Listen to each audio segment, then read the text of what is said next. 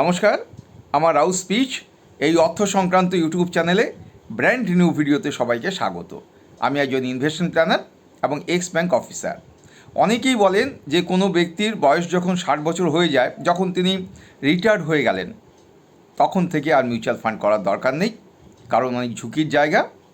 কিন্তু আমার মতে কেন মিউচুয়াল ফান্ড করবেন না? ফিনান্সিয়াল গোলস সেটা কিন্তু থেমে থাকে না।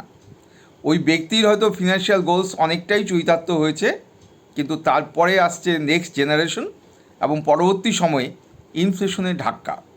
শুধু ইনফ্লেশনের ধাক্কা নয়, লাইফস্টাইল কিন্তু 30 বছর বয়সে যা ছিল 50 বছর বয়সে তার থেকে একটু বেড়েছে।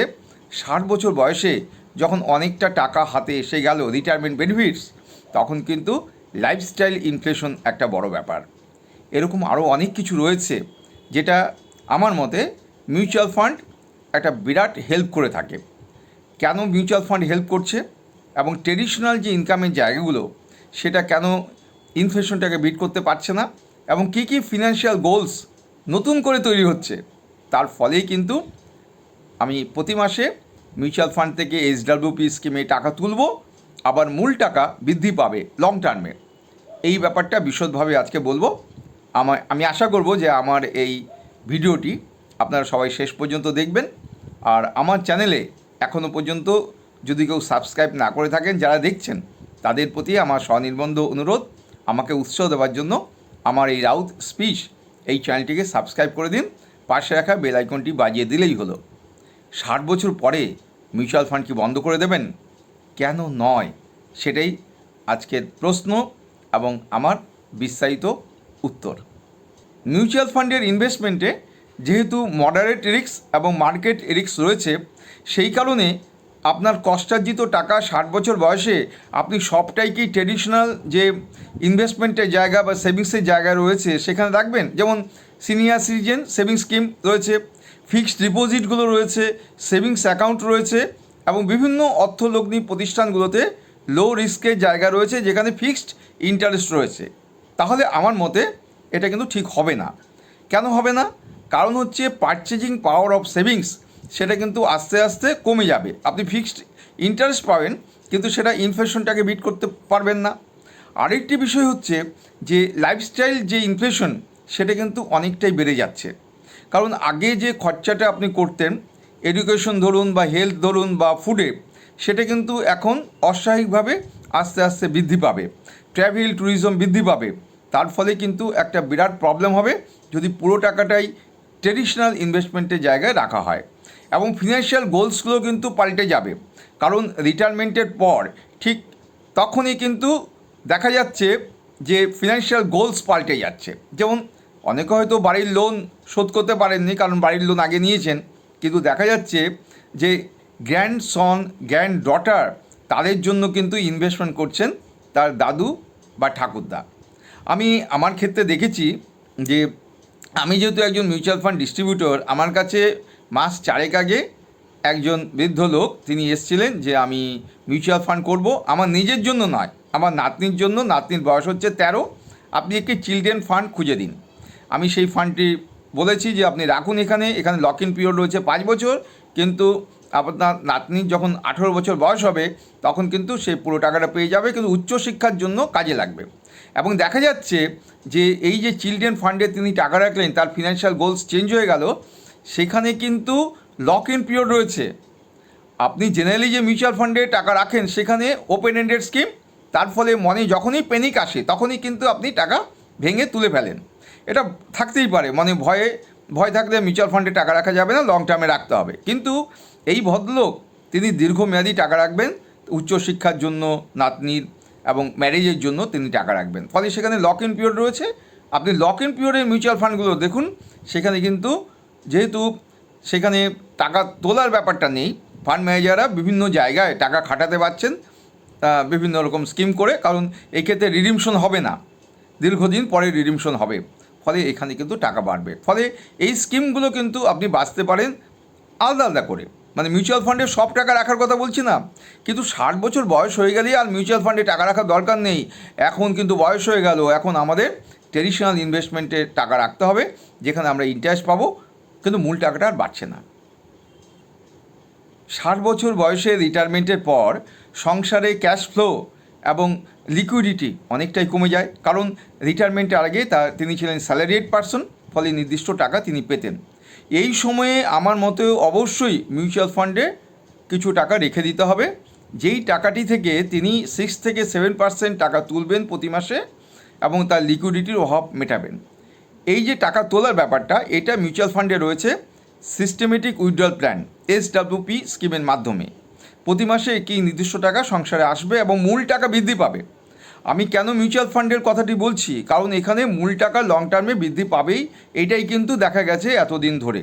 যদিও গত 24 সালের অক্টোবর মাস থেকে বাজার ডাউন চলছে, কিন্তু এখানেও কিন্তু বেশ কিছু স্কিম রয়েছে, যেমন multi asset allocation fund, aggressive hybrid fund, এইগুলোতে কিন্তু টাকা অনেকটাই বেড়েছে। হিসেব কষে ভালো একজন অভিজ্ঞ লোকের পরামর্শ নিয়ে বা নিজে অভিজ্ঞ হয়ে উঠলে দেখা যাবে যে এই স্কিমগুলো, বিশেষত আমি মাল্টি অ্যাসেট অ্যালোকেশন ফান্ডে দেখেছি 20% প্লাস কিন্তু এই ক্ষেত্রে অ্যাভারেজ রিটার্ন পাওয়া গেছে। অতএব কেন আমি মিউচুয়াল ফান্ডে রাখবো না টাকা 60 বছর বয়স পার হলে? একটাই জিনিস শুধু মাথায় রাখতে হবে, সেটা হচ্ছে যে প্রথম বছর SWPতে টাকা তোলা যাবে না যখন আপনি টাকা বিনিয়োগ করলেন মিউচুয়াল ফান্ডে। কারণ হচ্ছে SWPতে টাকা তুললেই না প্রথমে আপনার একটা ক্যাপিটাল গেইন ট্যাক্স চলে আসে, এবং আপনার লাভের ওপরে যে টাকা আপনি লাভ করলেন, যদি লাভ হয় তাহলে সেই লাভের ওপরে কিন্তু 20% short term capital gain tax প্রথম 1 বছরে লাগে। ফলে সেই টাকাটি কিন্তু ট্যাক্সেবল। ফলে 1 বছর পার করে আপনি টাকা রাখুন, তাহলে long term capital gain tax হবে, এবং এটা বিরাট সুবিধা। কারণ যত লাভ হবে সেই লাভের ওপরে প্রথম 1,25,000 টাকা ছাড়, তারপরে সেই ক্ষেত্রে ট্যাক্সের ব্যাপারগুলো আসছে। আমি ডিটেলস ব্যাপার বলছি না, এটাই মোটামুটি মাথায় রাখুন যে লাভের 1,25,000 টাকার উপরে কোনো long term capital gain tax দিতে হবে না। সেই কারণে প্রথম 1 বছর SWPতে টাকা তোলা যাবে না, এটাই কিন্তু মাথায় রাখবেন। তাহলে কিভাবে আপনি আপনার লিকুইডিটির খরচাটা মেটাবেন? সিম্পল ব্যাপার। এই ক্ষেত্রে আমি আগেও ভিডিওতে বলেছি যে আপনি ব্যাংকে একটি ফিক্সড ডিপোজিট করুন। মিনিমাম আপনার যেমন সামর্থ্য 50,000 টাকাও করতে পারেন, 10 লাখ টাকাও করতে পারেন। তার এগেনস্টে ওভারড্রাফট একটা লিমিট পাওয়া যায়, একটা credit limit. Overdraft credit limit হচ্ছে 90%। ফলে আপনি ফিক্সড ডিপোজিট থেকে যেমন কোয়ার্টারলি ইন্টারেস্ট পাচ্ছেন সেটা পাবেন। যে পার্সেন্ট আপনি পাচ্ছেন ইন্টারেস্ট, সেই পার্সেন্টে আপনার একটা ওভারড্রাফট যে লিমিটটি ব্যাংক দেবে, তার জন্য সেই পার্সেন্টে কিন্তু লোনের ইন্টারেস্টই হবে। যখন যেমন টাকা তুলবেন তার উপরে আপনার ইন্টারেস্ট দিতে হবে, যে ইন্টারেস্টটি আপনি ওই ফিক্সড ডিপোজিট থেকে পাচ্ছেন, সেম ইন্টারেস্ট। এই ক্ষেত্রে ব্যাংকের যে অ্যাপ রয়েছে, অ্যাপের মধ্যে একটি অ্যাকাউন্ট খুলে দেবে, ওভারড্রাফট লিমিট অ্যাকাউন্ট। সেখানে ওই অ্যাকাউন্টে টাকা পড়ে থাকবে লিমিট। মনে করুন আপনি 10 লক্ষ টাকার করলেন ফিক্সড ডিপোজিট, আপনার 9,50,000 টাকা লিমিট সবসময় পড়ে থাকছে। যখন আপনার কোনো ইমার্জেন্সি কাজ আসবে, যেমন মেডিকেল এক্সপেন্স হতে পারে, বা সংসার হয়তো লিকুইডিটির দরকার হয়ে পড়লো, হঠাৎ করে খরচা বেড়ে গেল, তাহলে আপনি ওই ওভারড্রাফট লিমিট অ্যাকাউন্ট থেকে ডেবিট করে সেভিংস অ্যাকাউন্টে টাকা নিয়ে আসুন, ক্রেডিট করে দিন। সেভিংস অ্যাকাউন্ট থেকে আপনার নিশ্চয়ই ATM কার্ড রয়েছে, না থাকলে আপনি চেকের মাধ্যমে টাকা তুলতে পারেন। এটা আমি আগের ভিডিওগুলোতে বলেছি যে ইমার্জেন্সি ফান্ড রাখার জন্য আপনি অনেক ভিডিওতে দেখবেন আলোচনা হচ্ছে যে 6 থেকে 12 মাসে ইমার্জেন্সি ফান্ড রাখতে হবে। আমার মতে একদমই নয়, সেদিকে যাবেন না। আপনারা ফিক্সড ডিপোজিট করুন ব্যাংকে, ছোটো অ্যামাউন্টের, মাঝের অ্যামাউন্টের, বড় অ্যামাউন্টের, যেটা মন চায়, এবং সেখান থেকে আপনার 90% টাকা সবসময় মজুত রাখুন। সেটাই আপনাকে ইমার্জেন্সি খরচাটা মেটাবে। অতএব SWP স্কিম হয়ে গেল মিউচুয়াল ফান্ডের, আর ব্যাংকের ফিক্সড ডিপোজিট হয়ে গেল, তার এগেনস্টে একটি ওভারড্রাফট লিমিট থাকলো, তাহলে লিকুইডিটির আর কোনো চিন্তা থাকলো না। অর্থাৎ 60 বছর বয়সে আপনাকে মিউচুয়াল ফান্ডেও টাকা রাখতে হবে, আবার ট্রেডিশনাল ফান্ডের ফিক্সড ডিপোজিটও কিছুটা টাকা অবশ্যই রাখতে হবে। রিটায়ারমেন্টের পরে মূলত যে ফিনান্সিয়াল গোলসগুলো তৈরি হয়, সেটা হচ্ছে ছেলে মেয়েকে ফিনান্সিয়ালি সাপোর্ট করা, উত্তরাধিকারীদের জন্য টাকা রেখে যাওয়া।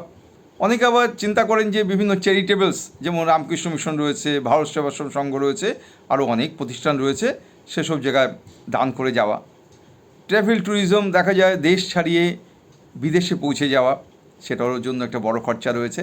অনেকে আবার ভাবেন যে বিভিন্ন প্রফেশনাল ম্যানেজমেন্ট যেভাবে কাজ করে চলেছে, টাকা বাড়িয়ে দিচ্ছে, সেখানে লগ্নি করা, যেমন মিউচুয়াল ফান্ড রয়েছে, শেয়ার মার্কেট রয়েছে, সেসব জায়গায় লগ্নি করা, এটা কিন্তু অনেকে ভেবে থাকেন। ফলে এই সকল ব্যক্তির মধ্যে ভাবনা দুরকম হয়ে যায়।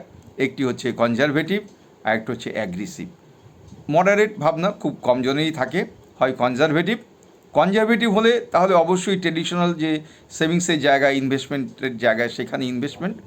আর যদি অ্যাগ্রেসিভ হয় তাহলে মিউচুয়াল ফান্ড রয়েছে, শেয়ার মার্কেট রয়েছে, আরও বড় বড় জায়গা রয়েছে, ক্রিপ্টো কারেন্সি দেখা যাচ্ছে আজকাল, এই বিভিন্ন জায়গায় কিন্তু লগ্নি করতে পারেন। ফলে দেখা যাচ্ছে যে রিটায়ারমেন্টের পরে ফিনান্সিয়াল গোলস চেঞ্জ হয়ে যায় অনেকটাই, এবং এক্ষেত্রে কতটা রিস্ক টলারেন্স নিজেদের আছে সেটা বড় ব্যাপার, কতটা তার ইনকাম জেনারেটেড হচ্ছে সেটাও বড় ব্যাপার, এক্সপেন্সেসের ব্যাপার আছে, অনেকের মেডিকেল বিভিন্ন প্রবলেম রয়েছে, সেই ক্ষেত্রে হয়তো বড় অঙ্কের টাকা খরচা হয়ে যেতে পারে, তার জন্য তিনি মেডিক্লেম করছেন, এরকম বিভিন্ন জায়গাগুলো কিন্তু রয়ে গেছে। ফলে একটাই বিষয় দাঁড়াচ্ছে যে 60 বছর বয়সের পর নানান দিকে আমাদের টাকা ছড়িয়ে দিতে হবে ইনভেস্টমেন্টটাকে। সেই ক্ষেত্রে কিন্তু মডারেট রিস্ক সেই জায়গাতেও কিন্তু টাকা রাখতে হবে, এমন শুধু নয় যে আমরা ট্রেডিশনাল ইনভেস্টমেন্টের জায়গায় টাকা রাখবো।